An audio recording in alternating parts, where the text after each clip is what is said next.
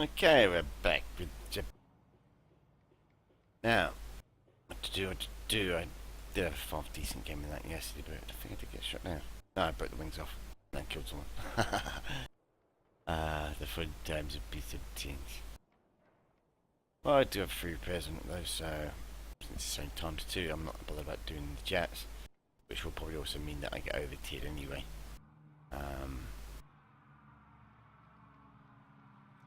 I mean, I've almost done this one, for example. I'm just on cannon for that now.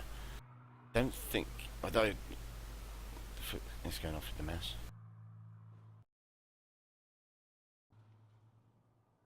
What was that about?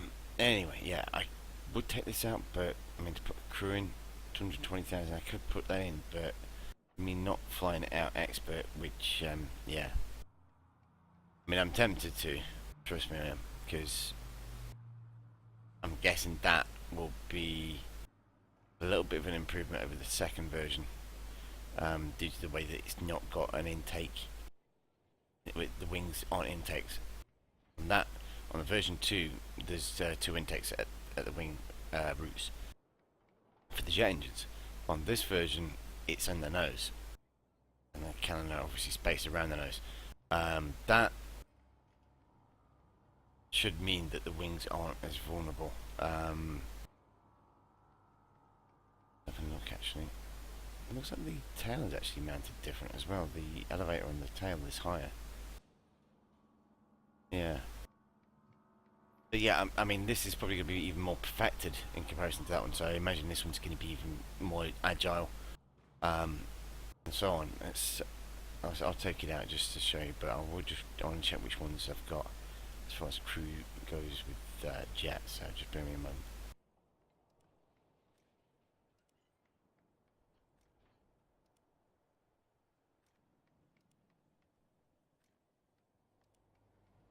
That's that one.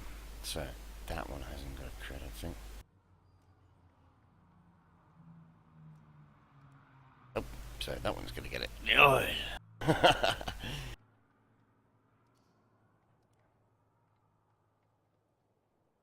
There we go.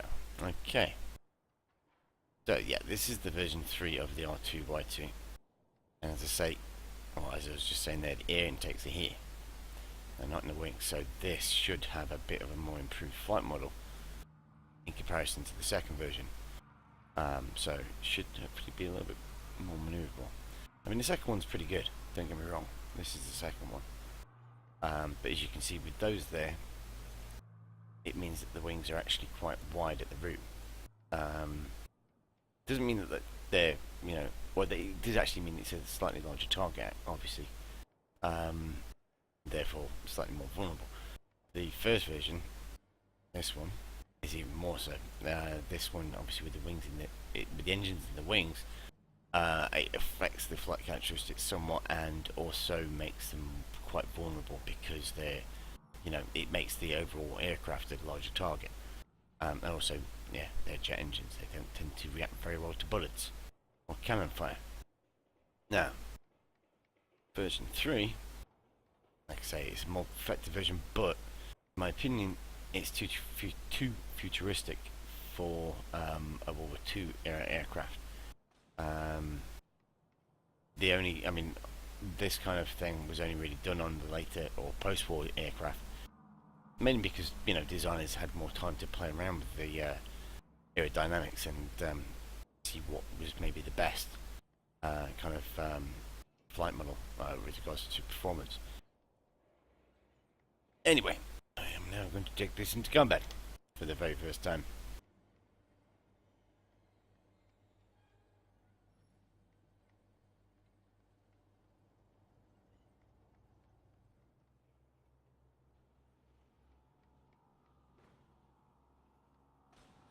From my experience of using the 2 previous versions, I can tell you it will be quite effective, even though I'm taking it fully stock and it's got practice rounds in the default belt. But the thing I know about this aircraft is its ammo capacity is pretty good. It's got 600 rounds of ammunition between 4 cannon, so that's 150 rounds each.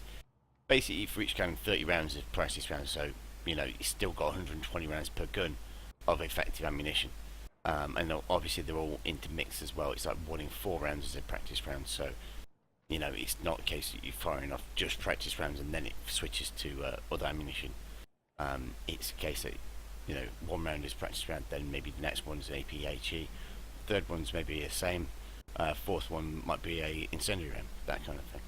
So yeah, it doesn't completely get me your aircraft, but it does make a difference with regards to the damage output you can do. You will often refer to me as, well, hear me refer to them as sparkle cannon or sparkle. Look at the sparkle.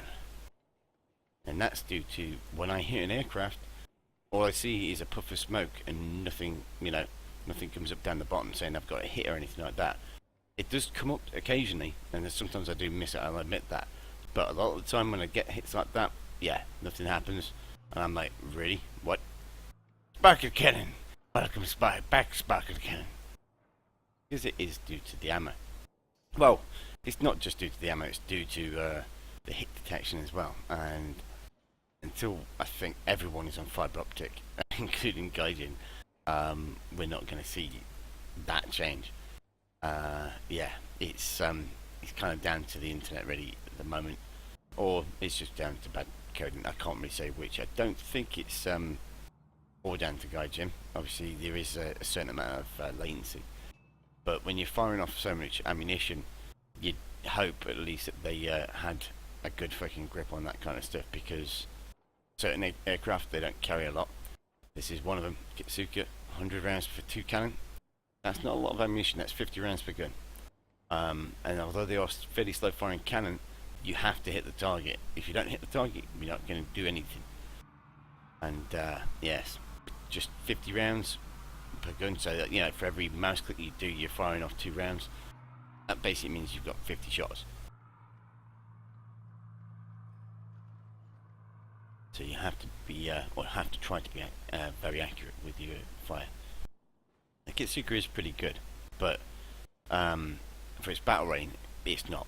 That battle range should be much slower in my opinion, due to its top speed, which isn't high enough to catch stuff like a B-57 or a well, upgraded B-57 that will easily outrun the Kitsuka, to be honest.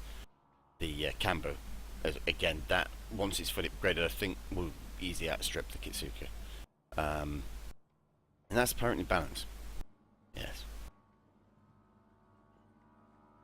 Or yeah, you could actually refer to that as Russian balance with a hint of vodka, I think.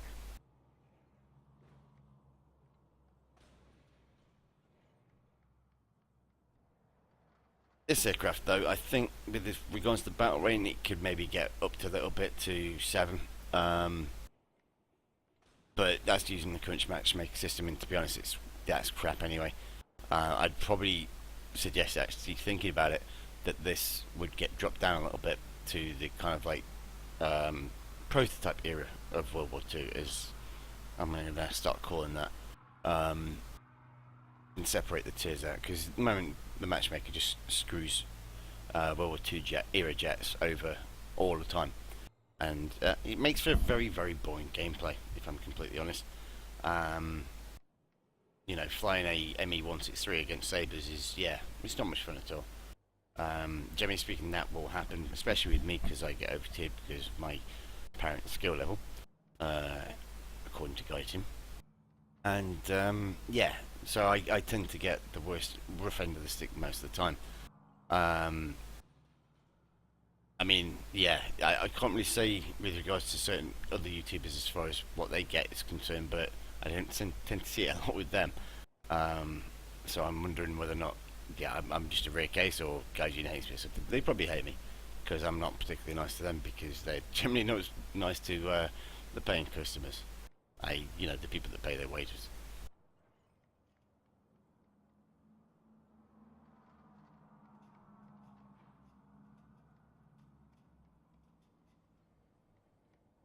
No, I love these queues. They're awesome.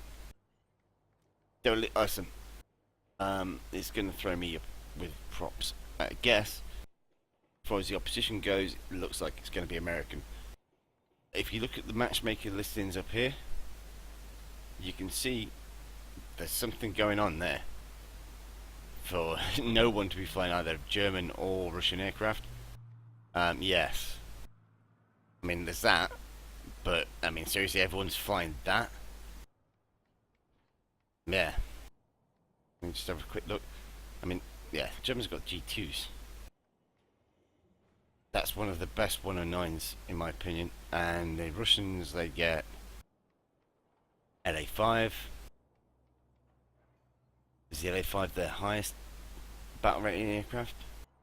They've got Peshkas, but yeah, forget about Peshkas, man, because a 109 G2 would just tear them a new hole quite happily. Or several 100,000. Yeah, well, the I301's there. Maybe that's why. So that people are interested in maybe seeing what that's all about. Yes, that could be it. But yeah, matchmaker, it's gone tits up from what I can see.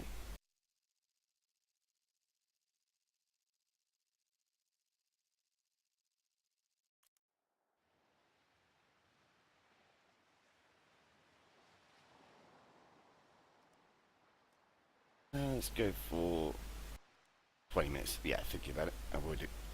I want to check this thing's agility out. I think 20 minutes would do that quite happily.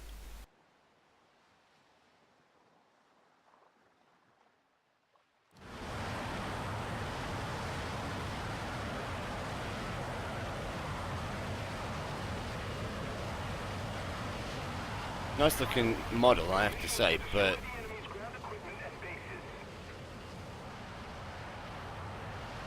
I don't think it was meant for World War II. Like I say, this is more like a Korean War era design, especially with that nose.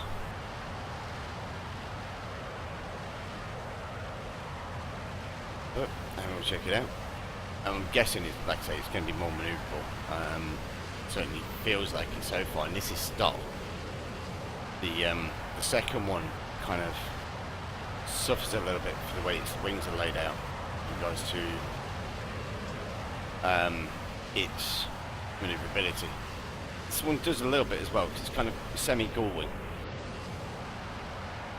If you see, the wings aren't completely flat, and that means that when you're turning with it, it's not easy to pitch downwards.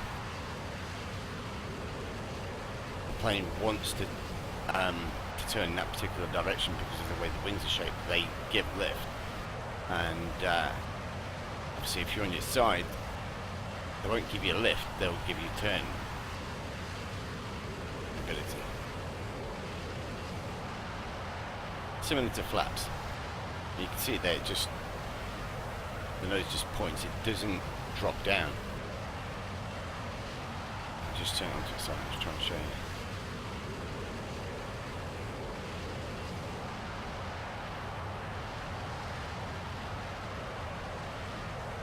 Yeah, this one doesn't, yeah, the little pitch down that I did there, that was just, I wanted to test it in comparison to the second version. The second version really struggles at those kind of manoeuvres. If you're on someone's tail, you'll find it very hard to go down like that. Whereas in this one, nah, it's not got that problem. The first version's even worse for that because of the way that the engines are mounted. The only way I found that you could easily counter that was to throttle back as much as possible, really. Otherwise you will just overshoot your target quite a lot. Sometimes it's better to do that, but if you're on a bomber, yeah, generally speaking, it's not so good because you will just open up yourself to belly shots as you fly past them, or pilot shots even if you flip it over. You know, it depends on your speed though, because sometimes you won't be able to go. Well, you won't be able to slow down enough in order to flip it over, so you have to overshoot. Okay, doesn't look like there's anything. There we go.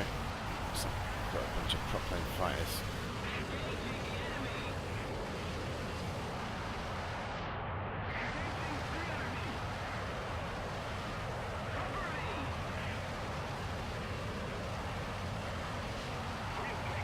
I think what I would like to see Gaijin like put on off it. I mean, on certain aircraft like this, for example, having the ability to jettison that rail where the bomb sits, because that would reflect your performance somewhat. And if you're in a jet, you don't want to keep excess baggage, which is what that is basically. You know, allies, and for that matter, modern aircraft, they have, well, actually from World War II they had them as well. Drop tanks. Yes, jettisonable drop tanks. Sorry, a bit of a tongue twister there for me. But yeah, that's the similar kind of concept to this. Well, the thing that I was just talking about, getting rid of that excess baggage. Anyway, I'm going to try and concentrate on the game a little bit more and see what kind of stuff I can shoot down. I'm assuming that they're over there somewhere. It's difficult to say at the moment.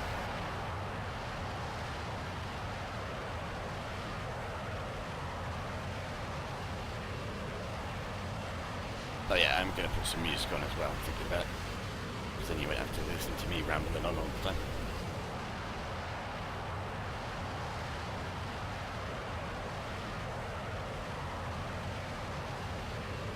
I'm going to kind of continue with where I left off. Ooh, there's some over here. Yes, I can see them now. It's a bearcat. Ooh, hello bearcat.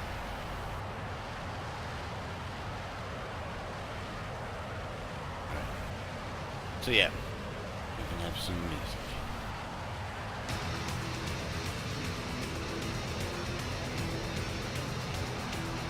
24 down there somewhere.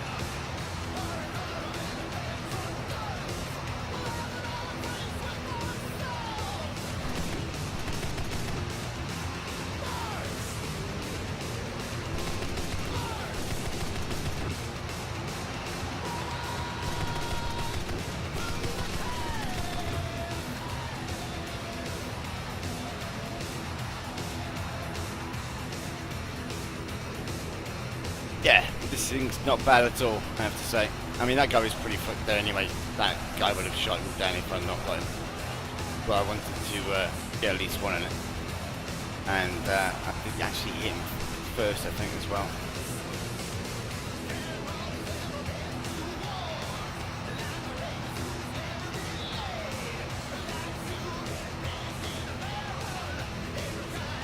Yeah, that B-24 is still up, so I'm guessing he must have been in the clouds making that bomb.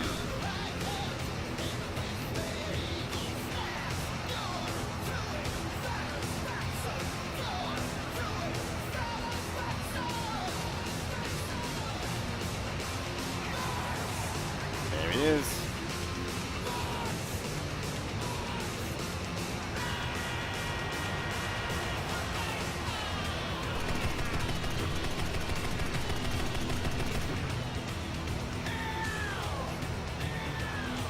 Like a buzzsaw through his wing.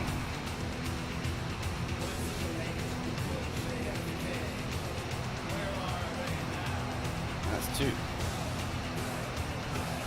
We've got three left.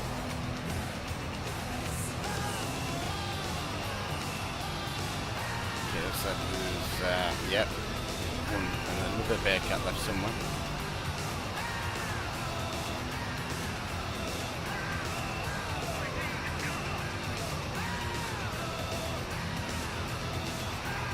So 200 rounds left. That should be enough for another kill if I'm accurate enough anyway.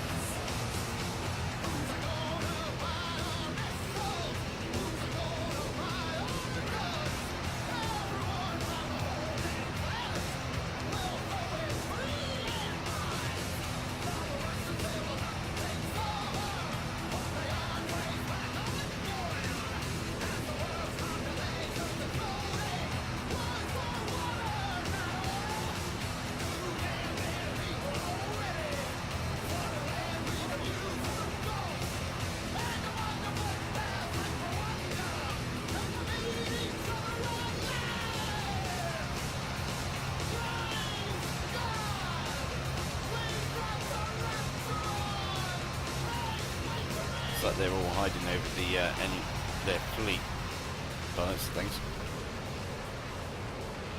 Trying to let the AA work for them. There we go.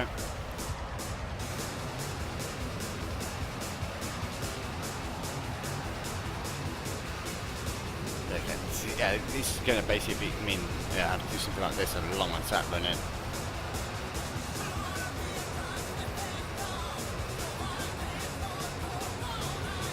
It's going to quite well, should be able to dodge this quite easily.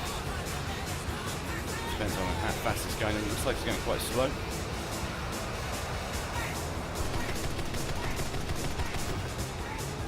That's a shame.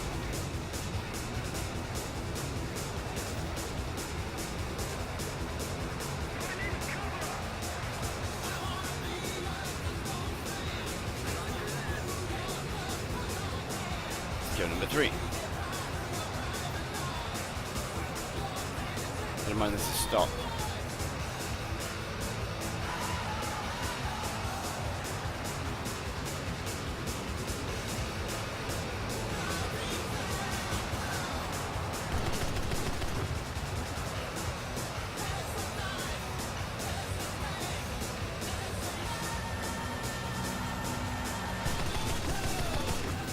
Ah, got him. He got me. That's 4.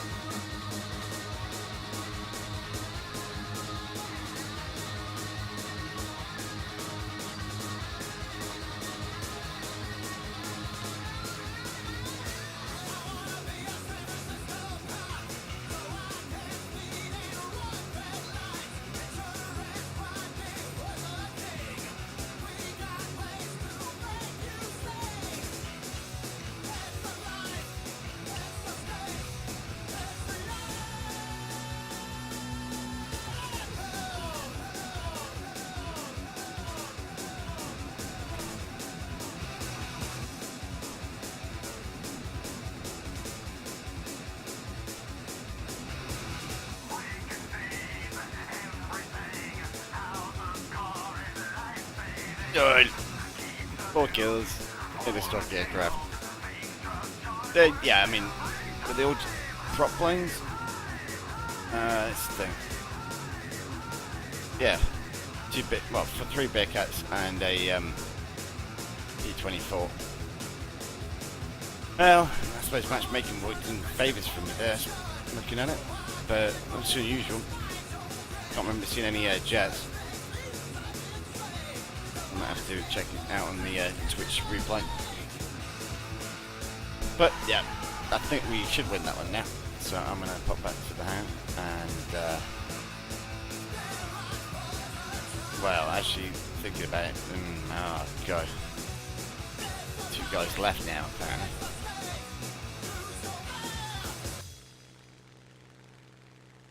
But yeah, there's only 1 left on their team. So fingers crossed they should hopefully get him. That'll be my daily gun on that. I don't mind taking that out again. That's all I can say about that. Yeah. Gonna give you quite a nice reward either way once the game ends. Not bad at all.